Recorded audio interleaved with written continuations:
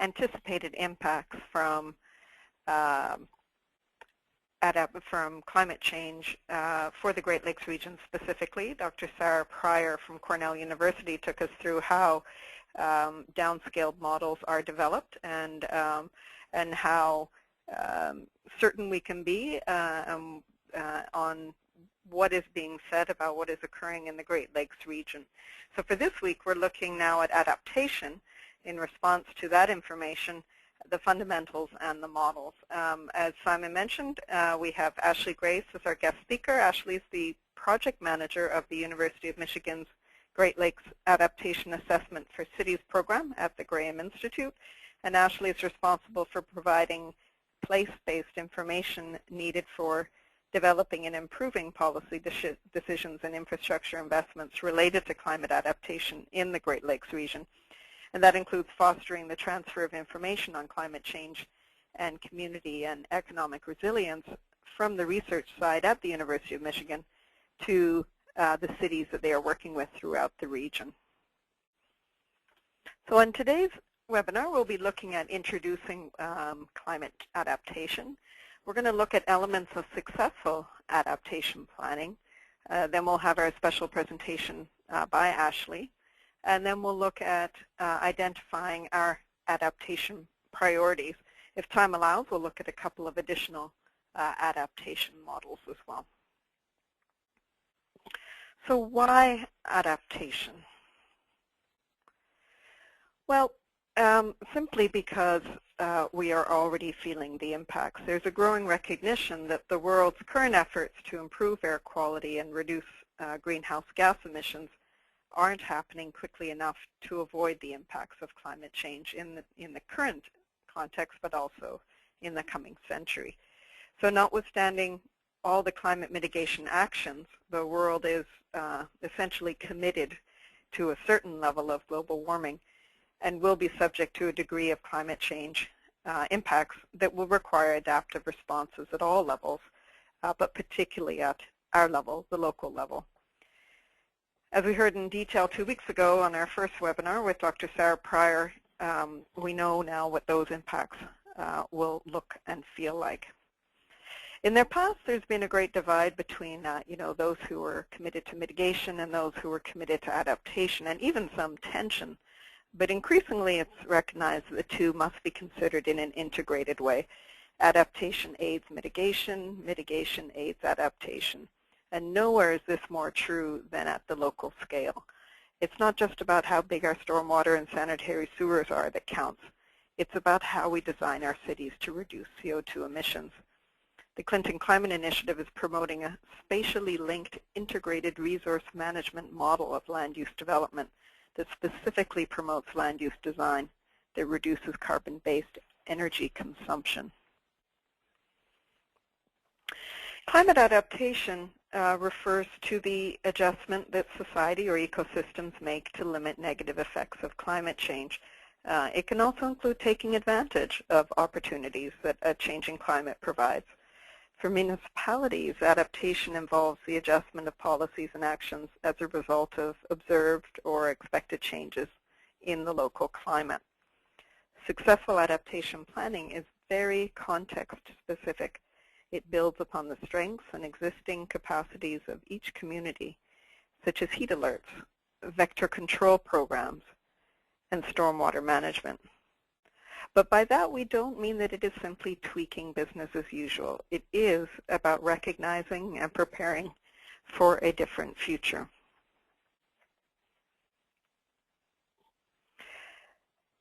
So there's also the debate about reactive versus proactive adaptation. Reactive adaptation has been occurring, of course, for thousands of years among human civilizations, and it typically is informed by direct experience. Proactive adaptation is a harder sell, particularly to councils and the public, because it's about adapting to something we cannot yet see. But our ability to better predict climate change-related events helps to build a compelling case for adaptation. Proactive adaptation often results in lower long-term costs for municipalities and can protect your municipality from litigation.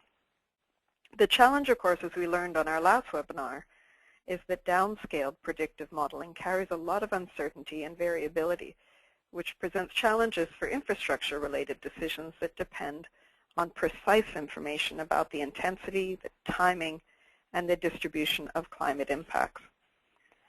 Our best advice is to inform your council about current and predicted impacts and the need to take preventative action. But if that is a tough sell, take full advantage of the big storms to make your case for adaptation. As many have said, never let a good crisis go to waste. Interestingly, adaptation is moving to the mainstream. And in fact, as you can see from some of these examples, increasingly municipalities are being evaluated based on their performance on adaptation, among other sustainability indicators. And some municipalities may use this opportunity as a point of competition in the future, whether it be in terms of attracting residents who have an interest in the quality of life in a municipality, businesses who are making decisions based on the resiliency of supply chains, insurance rates, or even credit bond ratings can be better controlled with a robust adaptation strategy.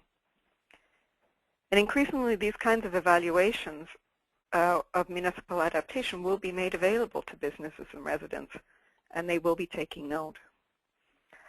The STAR community rating system, developed by experts on community sustainability, is the first American national framework for local community sustainability efforts.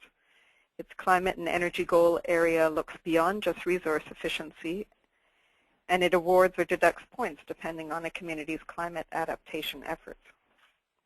The International Organization for Standardization, ISO, has just released its Sustainable Communities Standard that includes metrics on emergency response and energy efficiency. And ISO is currently working on a standard that is specific to climate resiliency. And our very own Sustainable Municipal Water Management Framework, released several years ago now, includes goals and metrics on climate adaptation. So what are the elements of successful adaptation planning? Ashlee is going to be going through some of this, but I'd like to just highlight some that we've come across.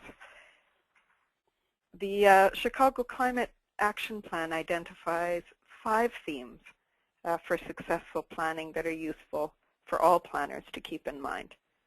First, building adaptive capacity by putting in place support systems, data collection, evaluation processes, awareness raising, and policy frameworks, which help businesses and regions to undertake adaptation.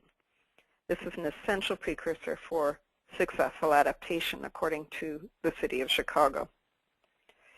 Second, climate changes will affect elements of community infrastructure and life that are already addressed by municipal planners and existing organizational structures. Planning for climate change is not about starting from scratch. It's about adding climate considerations to the existing short and long-term community plans. So planning processes identify future organizational, operational, equipment, or infrastructure needs involving procuring new goods, services, and or products, or building new infrastructure that has to function under a new set of climate conditions. To manage risk, planning processes should be modified to account for potential impacts of climate changes. Third, adaptation measures almost always have multiple benefits, such as reducing energy costs, improved aesthetics that could even increase property values, and reducing air and water pollution.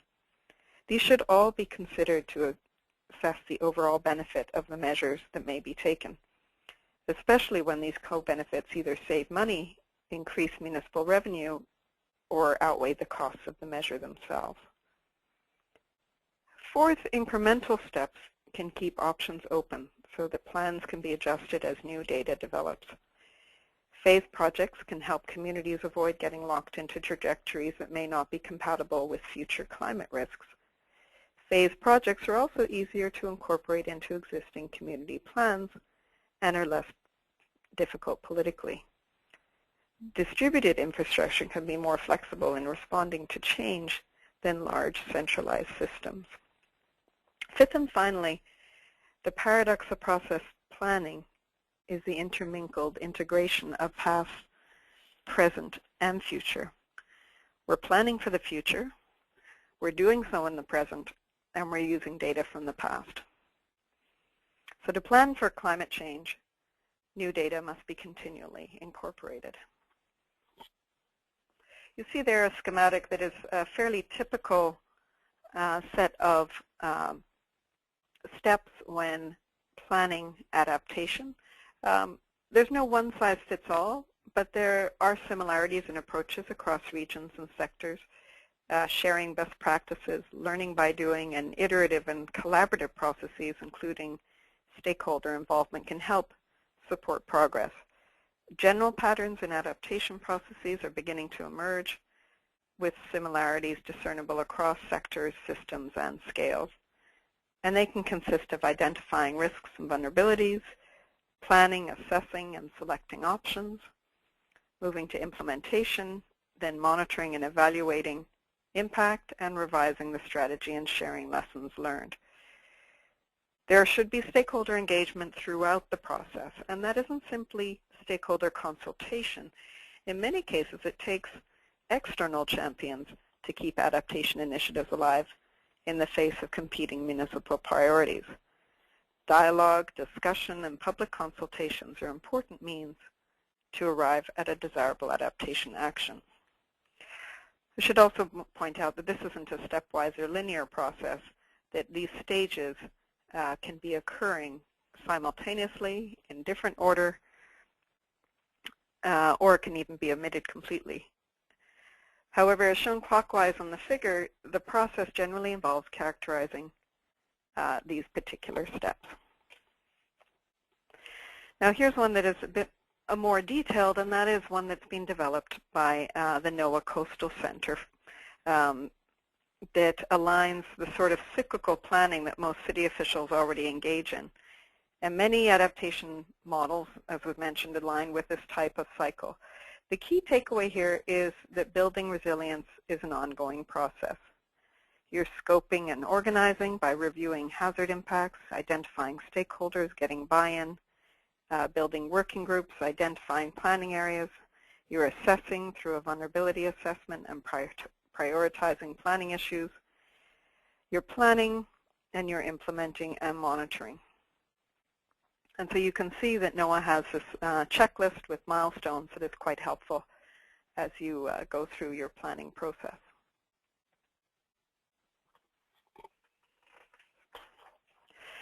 You also have to recall that the topic of uncertainty will come up anytime you're dealing with climate change.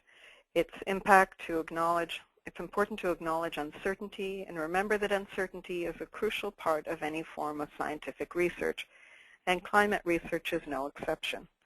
No matter how elaborate our models are or how convincing our observations seem, a degree of uncertainty always exists. Global climate models also help us understand and quantify degrees of uncertainty associated with climate change forecasts. Climate change uncertainties include questions regarding the degree of future greenhouse gas emissions.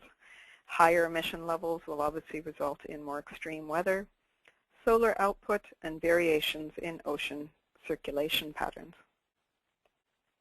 So it's important to acknowledge that there is significant uncertainty related to future emissions, future levels of warming, types of future changes in local land use, even incomplete understanding of cloud and ocean dynamics. But this is no different than any other areas of uncertainty that still require action by municipalities, population and economic growth, for example, natural disasters, flood insurance, or disease control, all result in or include some level of uncertainty, and yet municipalities still have to prepare for them. So that takes you through some of the basic elements of adaptation planning. I now want to like to hand it over to Ashlee Grace to tell us about the GLAA-C project and the lessons learned through working with Great Lakes cities on their adaptation strategies. Ashlee? Actually, Simon will just take over for a second just to invite everybody to ask any questions, again, by raising your hand or writing them in the chat box. And Ashlee, I'm making you the presenter as we speak. Great, thank you.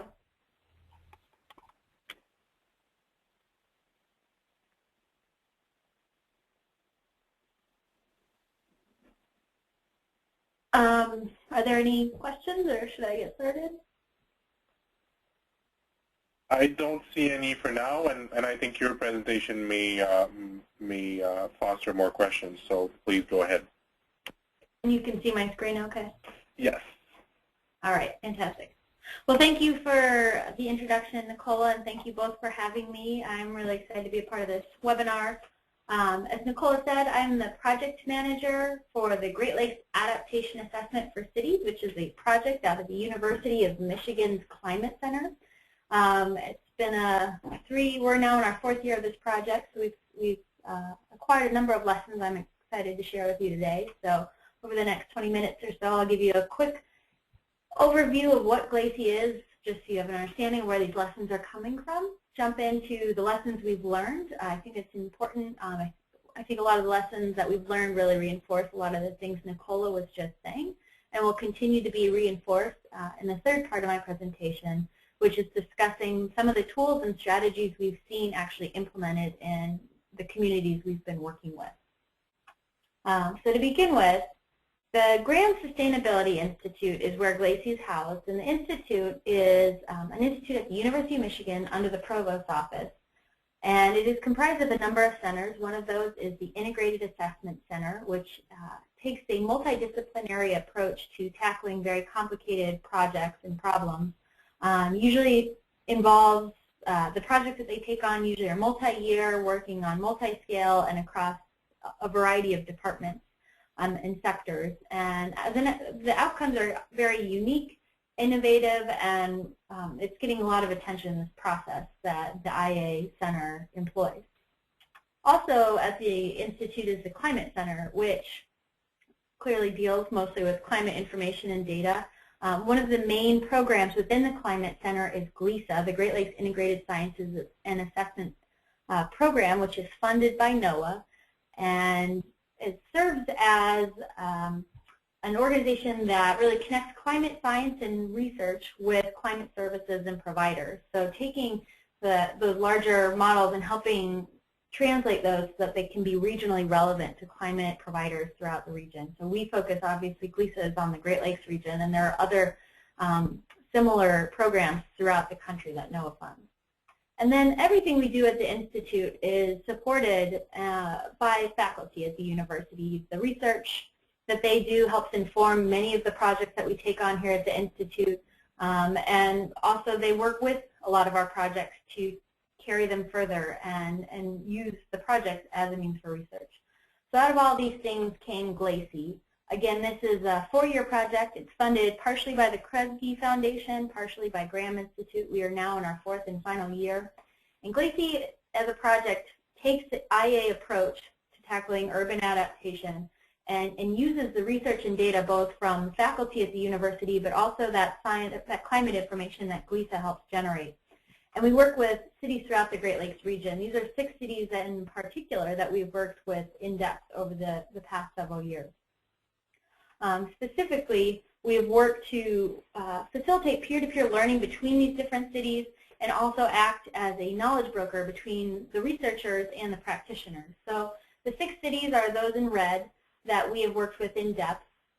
We've also worked with a number of other cities, either through inviting them to in-person workshops or working with them and providing them with the resources they need, but really trying to get a better understanding of what do practitioners throughout the region need to further their adaptation strategies.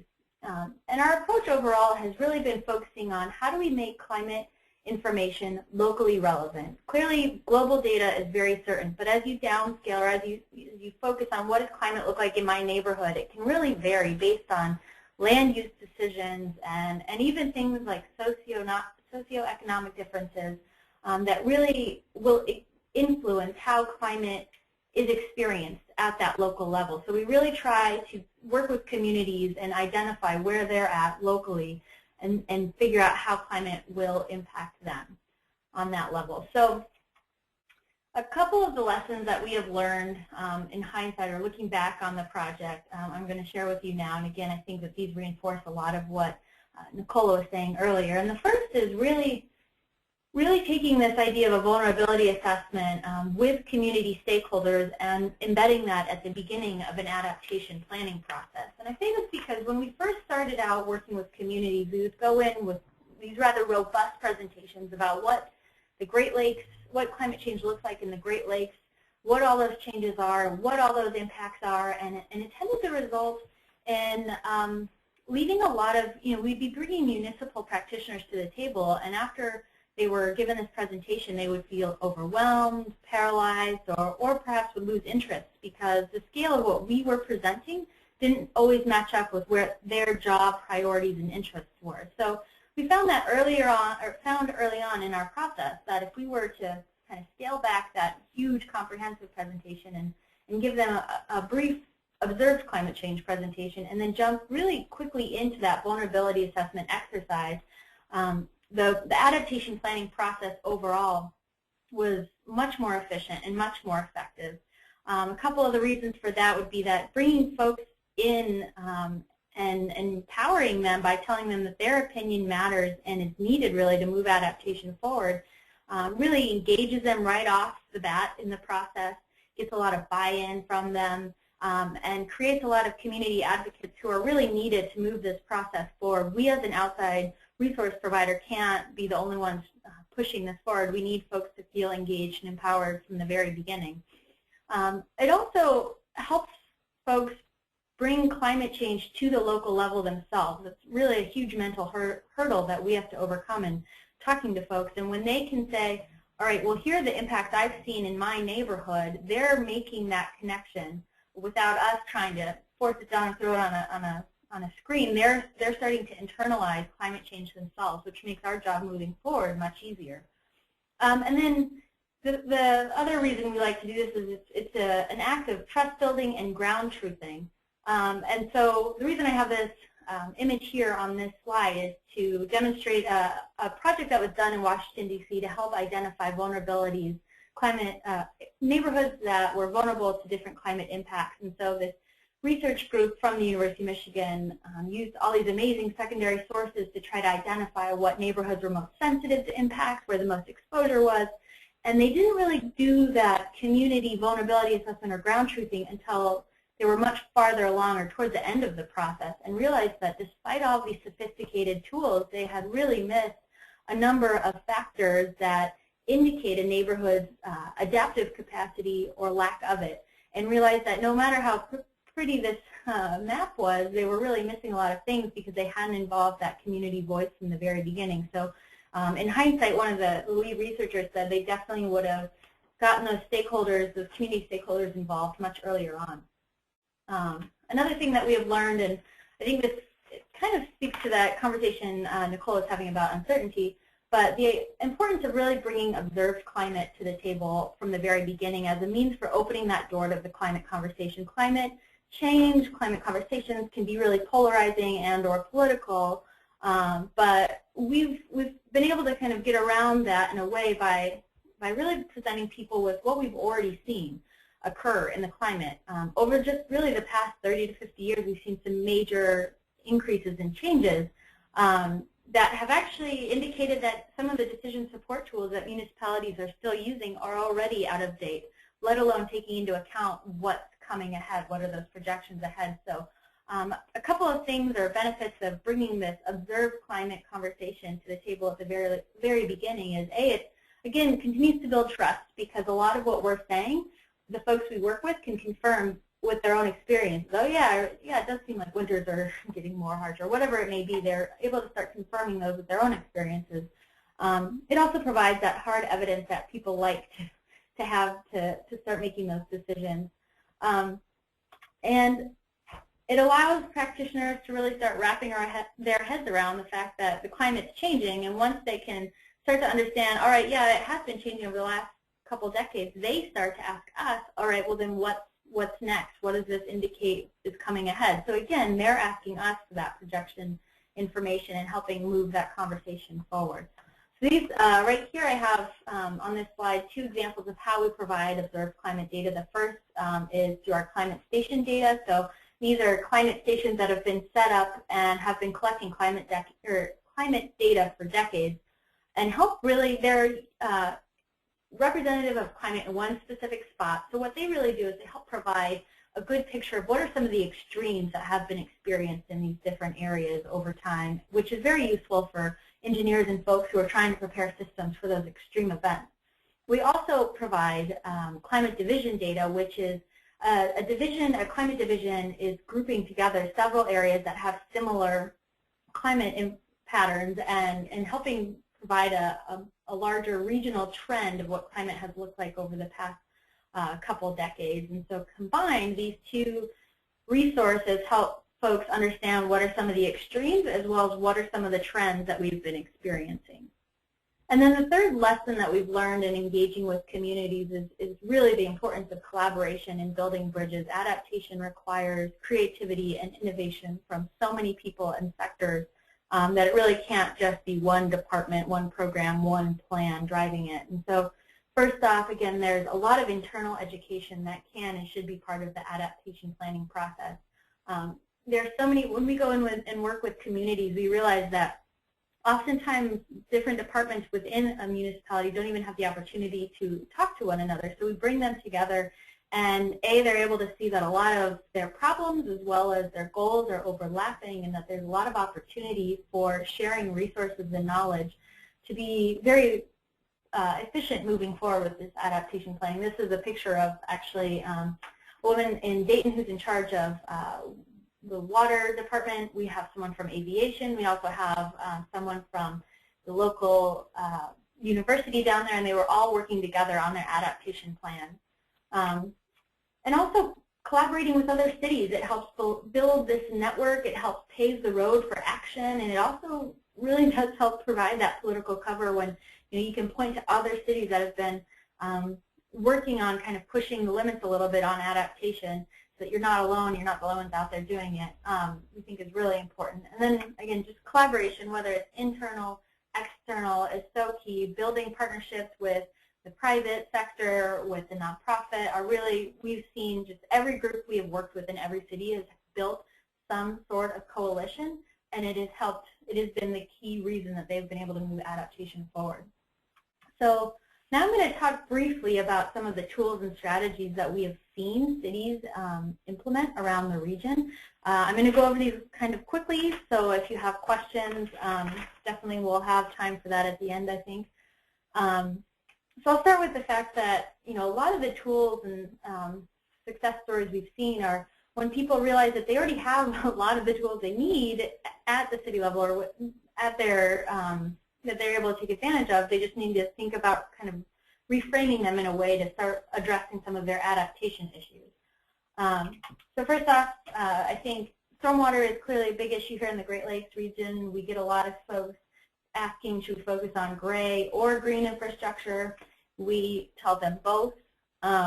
Really, you can't move forward with adaptation without really embracing and updating your gray infrastructure, your existing infrastructure, because it's already there and it already is a main reason or main source for dealing with precipitation issues. So maintenance of gray infrastructure is so important. We see this all the time. Folks often want to go about and do some fancy new projects, but focusing on maintenance regimes and operations is really, really important. An example of maintenance occurred in Flint, where they had this major wetland. They wanted to rehab it. It was constantly flooding. It was in the middle of a park, and it was causing some major issues for the city. Well, they found out after cleaning it up that at the bottom of that wetland was a culvert that was broken. So by repairing that culvert, they were actually able to reduce a huge amount of the flooding issues taking place in that park and affecting the city.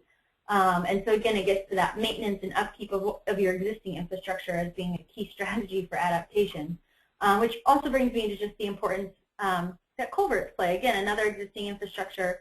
But there's some research coming out of Antioch University. They had this large research area in New Hampshire, and they found that 12% of their culverts were already undersized for their climate, meaning that they were likely to back up during major precipitation events. And using very conservative projections for climate change in the future, 35% of their culverts were going to be undersized by mid-century, meaning that, I don't know about you all, but I definitely know that a couple of culverts that are undersized can easily and quickly cause some major flooding problems throughout a city. So really paying attention to your basic infrastructure is really important adaptation strategy. Also, of course, paying attention to combined versus separated sewer. That's a huge thing here in the Great Lakes that a lot of cities are dealing with. And whether you're moving towards separated sewer or you're going to continue to be combined, is thinking about how do you improve those systems. And one of the ways that we've seen folks definitely dealing with combined sewers is by implementing more storage tanks. And in fact, I was in California recently and found out that the city of San Francisco is pretty much all combined sewer. They just rely on a number of large storage tanks throughout the city. So there are those options out there, and it's what's most feasible and what makes most sense for your city that you really have to think about. There are no one-size-fits-all solutions for this kind of thing. And of course, promoting green infrastructure is also very, very important. Dealing with stormwater on site is going to increase in importance over time. So without getting into too much green infrastructure, a couple of things that we've picked up is, first off, being really smart about the best management practices you're out there promoting. I think stormwater programs really started to gain a lot of traction in the early 2000s.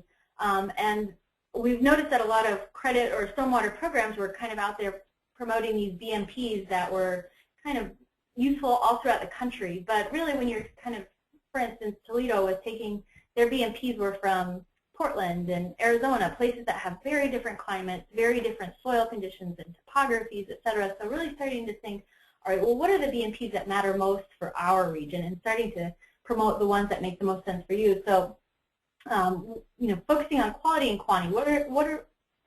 What do you want your BMPs to really address, and make sure that that's what you're really promoting and not kind of this arbitrary list of BMPs. We've also noticed, there's non-residential and residential green infrastructure programs. When working with non-residential, be strategic, think very smart about it. This graph shows, again, this is from the city of Toledo. They have a stormwater credit program that they've had in place for over 10 years.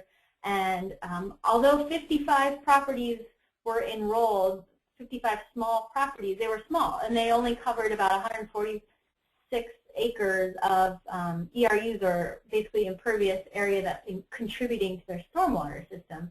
Meanwhile, only 3 large properties were enrolled over on the right side of the graph, yet they were accounting for 519 acres of impervious surface contributing to the system. So by dealing with stormwater in just those 3 on the right, they were actually making a much bigger difference in reducing the stress on the system than the 55 small properties were. So, working with Toledo, we were encouraging them to really go after those larger properties, and though the quantity of properties may be smaller, the amount of impact on the system would be much larger. And of course, when working with residential, residential, it may seem like small drops in the bucket, but I think what's important about when promoting green infrastructure in the residential area is about building community and ownership and helping folks take pride in really contributing to the solution or dealing with stormwater in their area. So this is a picture of a rain barrel program that I think this might be from Toledo, but again, we see this all over, the importance of really just engaging folks and making them feel like they're part of the process when working on residential green infrastructure projects. So a specific program or adaptation program we've seen, again, I've talked about this a little bit in Toledo. Toledo had a stormwater credit program they implemented in 2001. They asked us to help them revisit it. It was it needed to be revisited after 10 years. And a couple of things came out of that as far as the revision of that. First was the idea that a citywide credit program is useful, but really what we needed to focus on were these priority areas. So we worked with storm and drainage managers to figure out where was the most flooding happening, and it tended to be in low-lying neighborhoods with unfinished streets or unimproved streets. The other problem areas where the combined sewer system remained. So making those priority areas within the program so that folks who were participating in the program in those areas could actually get more credit and were more incentivized, because that's really where the problem, where they were feeling the most impact, were being felt. The second was again, just referring to BMPs, we really helped streamline that by focusing on quantity and quality with the BMPs that were being given credit in the program versus that arbitrary list of BMPs. And then finally, they were very concerned about what if everybody in the city somehow did sign up for this stormwater credit program? Would we have enough money to continue to operate our stormwater utility? Which is a concern that we've definitely heard before. And so what the recommendation out of that was is splitting the stormwater fee that they were charging. So there would be a fixed kind of overhead fee to continue. If somehow miraculously everybody in the city decided to join up with this program, they were still meeting. They're figuring out they're still meeting their operation fees, but the property fee was based on how much stormwater was being treated on site by the property owner, and encouraging owners to really take part in this process. And by doing so, property owners would be contributing less to the system. So we helped them split up their fee, and I think that helped them get more bought into this idea of this stormwater credit program. Another area that we've been working in is the city of Flint, and this I like to point out Flint because they really did take something that a lot of planners are used to working with, a master plan, which is in turn now working on influencing their zoning ordinance, to think about how can we adapt for a changing climate here in the city of Flint. And so what Flint did with their master plan, which, by the way, they had an amazing engagement process, resulted in some pretty innovative new land use types, green neighborhood and green innovation, which I like to point out because I think they're pretty exciting. I mean, Flint, I don't know how familiar you all are with Flint, but it clearly is dealing with another big issue, which is abandoned properties and blight. So they combined that with this idea of we need to adapt for a changing climate, and came up with these new place types. So in the green neighborhood, some of the things or characteristics of that land use type are that they're promoting green uses like urban agriculture by incorporating this into their zoning code and speeding up side lot acquisitions, working with the land bank to assist in aggregating useful properties for green neighborhood or agricultural purposes, and promoting partnerships within neighborhood groups. They also have this green innovation zone, which are usually in largely abandoned areas, where they're really trying to incentivize block redevelopment, and again are working with the land bank to help aggregate those abandoned properties so that they can be grouped together and put to use for green innovative ideas and encouraging environmental remediation, as well as green infrastructure. And again, so using this land use type to deal with abandonment, but also promote adaptation moving forward. And other things that we've seen communities use that planners often use are overlay zones and easements as ways for identifying where the vulnerable areas are in a neighborhood, and using these planning tools to help the city adapt and move forward and reduce their risk or reduce their vulnerability to these major impacts. A really unique collaboration that I really like to talk about we saw here in the city of Ann Arbor. The city of Ann Arbor collaborated with the Michigan Department of Health, and again the outcome was this really unique adaptation strategy. And what they did was the University of Michigan helped support this project that the Michigan Department of Health did, which was to analyze neighborhoods throughout the city of Ann Arbor to look at what are their different health characteristics of these different neighborhoods.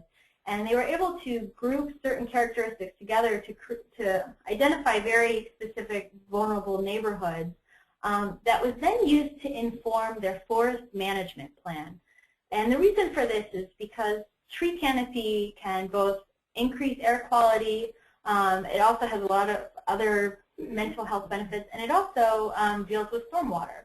So thinking creatively, the city of Ann Arbor matched up this health assessment with their forest management plan and used it to inform where they're moving forward, increasing their tree canopy. So I thought that was a really unique and innovative idea and strategy for both an adaptation strategy but also a public health strategy.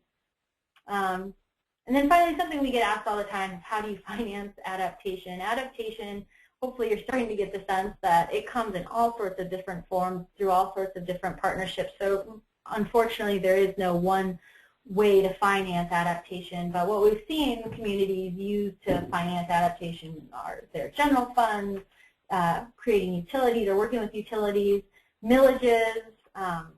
There's lots of foundations and NGOs right now, especially very focused on urban environments that, I mean, I think we've probably all heard of Rockefeller at this point, but many others are starting to kind of go down that path and think about how can we help cities become better adapted to deal with the impact of climate change. And then, of course, every locality, every state, and even nationally, there are different grants and programs. I know here in the U.S. we're just starting to unveil a number of programs aimed at helping improve resiliency of cities throughout the country. So unfortunately, there is no obvious answer for me to give, but there are a lot of opportunities out there. It's just a matter of being creative and kind of thinking about what types of partnerships, et cetera, can you use to find those funding opportunities. And so again, our 3 lessons are, it's so important to know your community and really engage them throughout the process. Really starting with that observed climate data, because that in itself is already pretty dramatic, and again, it's kind of that hard evidence that really gets people motivated to move forward, and then collaboration is so important. And that's all for now. Happy to take any questions. Thank you, Ashlee. If you have any question, can I again write it in the chat box or raise your hand so I can unmute your phone line. In the meantime, I will give the presenter powers back to Nicola.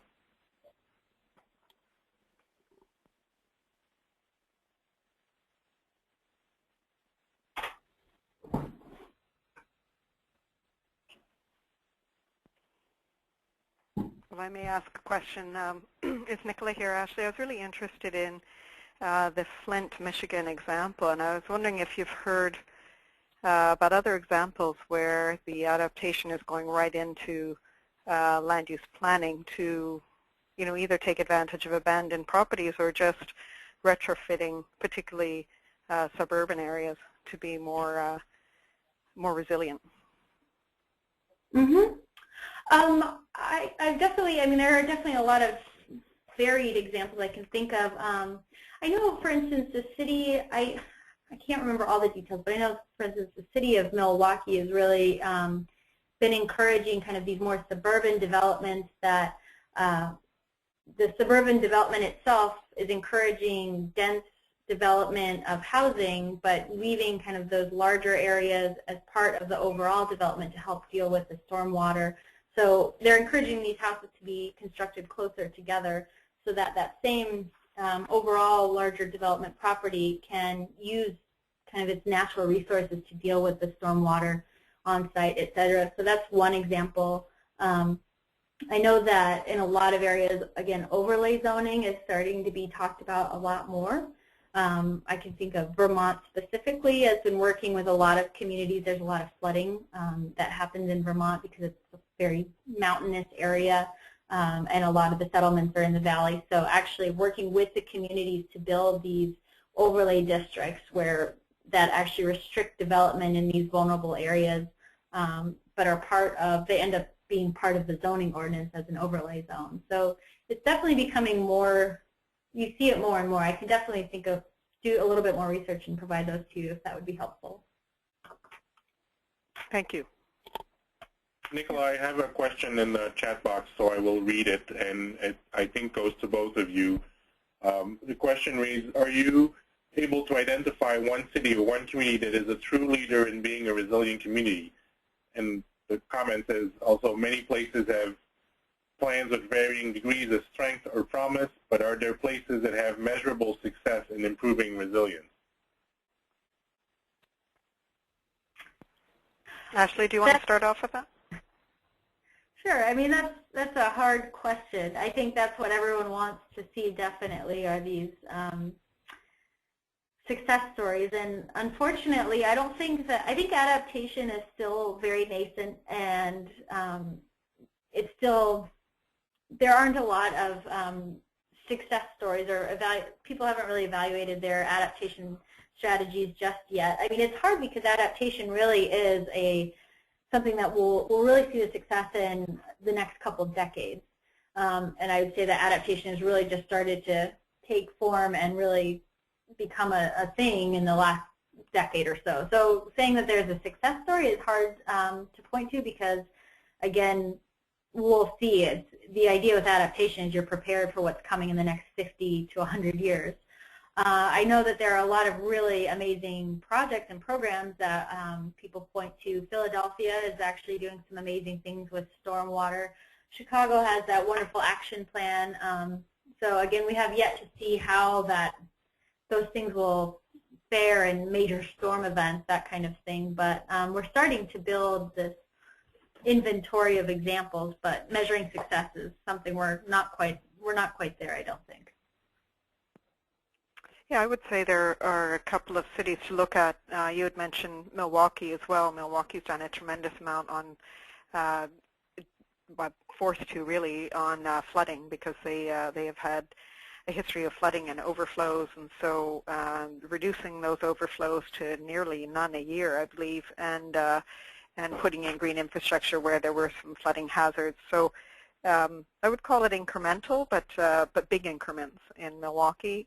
Likewise in Toronto, their wet weather flow plan has been in place for a number of years and makes a big difference in the big storms. But it, you know, they still had some flooding in the storm last summer, so they recognize that there's more to be done. Tree canopy, I think there's been a tremendous amount of attention on reducing the heat island effect through green roofs and tree canopy. So perhaps not comprehensive right across the board, but tackling specific climate impacts, there are some very good examples.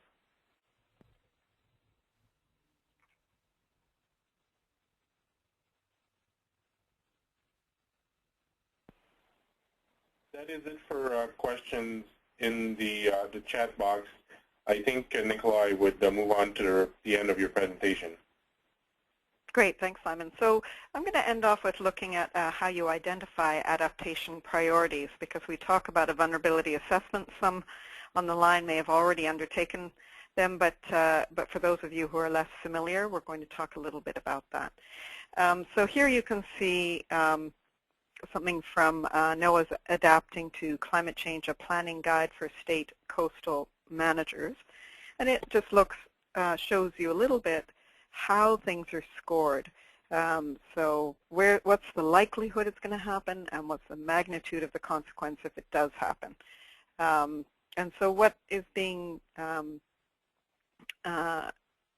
emphasized here is the need for data.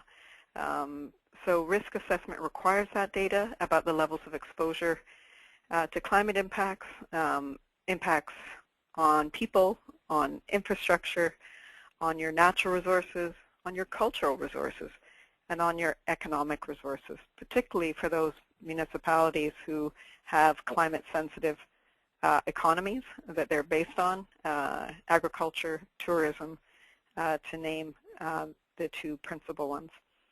So when considering areas of likely climate change impact, Chicago used 4 themes: water, health, ecosystems, and infrastructure. And then they identified sub-themes within each group. The city wanted to know how climate change would impact each of these areas. So for example, water sub-themes included precipitation, river flow into Lake Michigan and Lake Michigan itself. Health sub-themes included heat, air quality, and vector-borne diseases. Ecosystem sub-themes included natural vegetation, animals, invasive species, and agriculture. And the infrastructure sub-themes included heating and cooling, operation and maintenance, labor, and other items. So although the primary focus of adaptation planning is on risks, climate change may also create new opportunities for a community.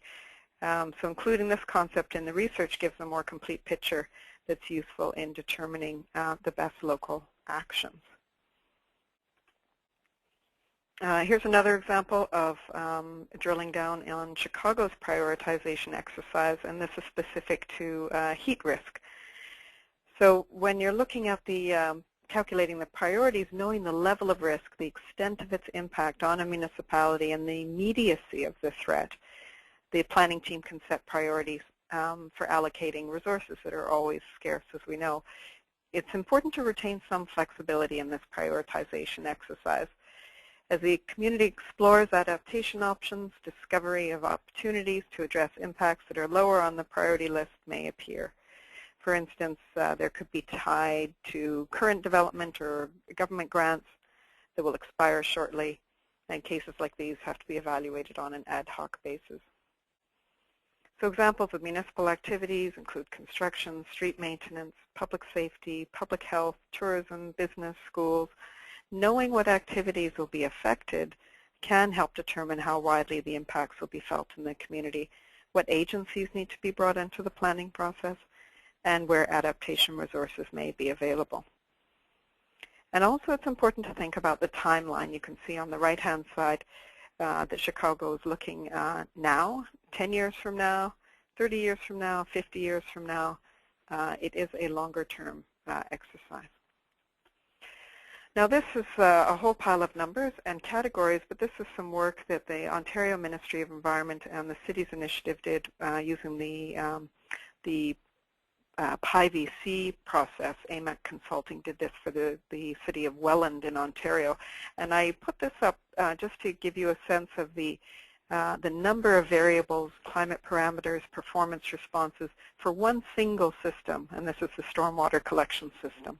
They actually did this for stormwater and wastewater, but this was what the stormwater collection system assessment brought up, and you can see how numerically they're trying to gauge where the greatest risk is.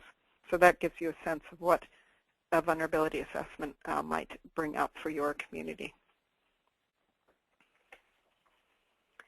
So successful adaptation requires community-wide planning, as Ashlee's already noted. It's vital to bring all parties together to share information and ideas so that widespread information is possible and so that you can ground truth, as Ashlee put it, what your results are from your assessment.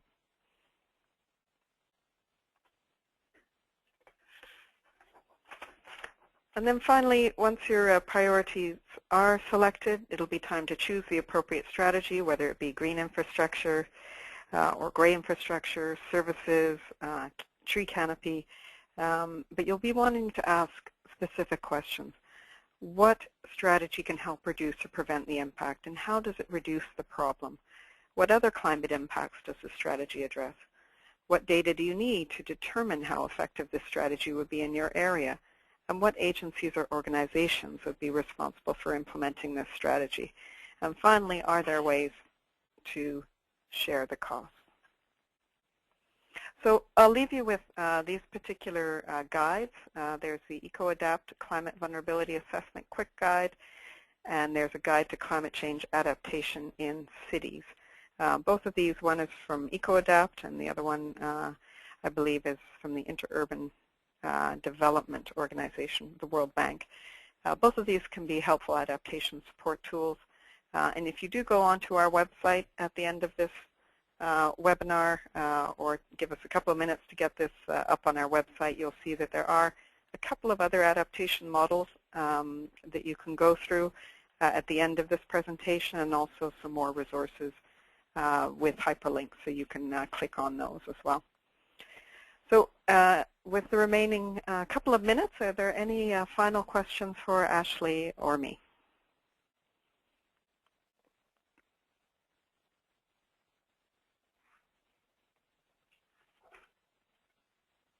Nicola, by the way, I was trying to think of the name of the example in Milwaukee, and they're called conservation subdivisions. Oh, fantastic. Okay. Mm-hmm. I have a hand raised, and I will unmute Mayor Paul Leister, Niagara Falls, New York. Mm-hmm. Go ahead, Mayor. The mayor just stepped out. It's Tom DeSantis. The question that we'd like to ask is there any examples where the water and/or sewer utilities separate from a municipality, have kind of led on the adaptation agenda? Well, I know one example, which is Milwaukee. Although the city's been very involved, a lot of the work on the water and sewer side, or at least on the stormwater and sewage side, Tom, has been led by MSSD, the Metropolitan Sewerage District for MSD, the Metropolitan Milwaukee Sewerage District. So that's a really good example. We're actually working with the University of Michigan student team that I mentioned on our last webinar to do a case study of how MMSD has helped Milwaukee with their adaptation. So that's something to look out for that we'll let you know about. Ashlee, do you know of another example of a utility leading the way on adaptation?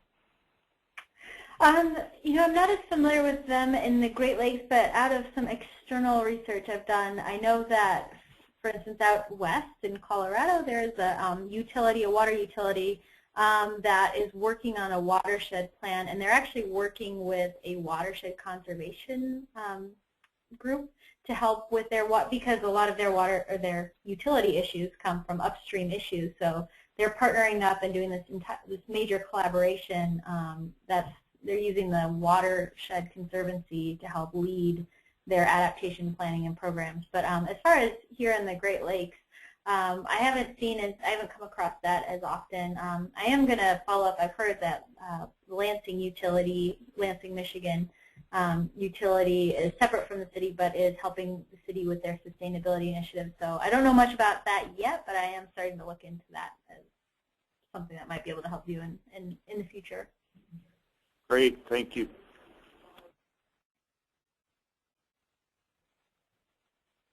Any other questions? Okay, with that, Simon, I'll hand it over to you. I think you're going to mention the next seminar, is that right? No, the next webinar. Yes, thank you, Nicola, and thank you, Ashlee, for your presentation. I think that was very interesting.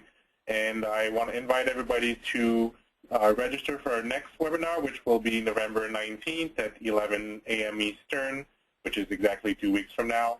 And we'll be talking about different items that are drivers of adaptation in municipalities. We'll talk about government regulation and legal liability, which has become more and more of an issue as different cities are being sued after major storm events, and obviously financial impacts of climate change, but also adaptation.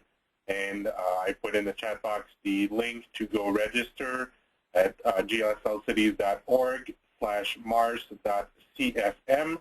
And we look forward to seeing all of you or hearing from all of you in 2 weeks. And the webinar will be, today's webinar will be on our website probably by the end of today, if not tomorrow. And thank you very much, and have a great day.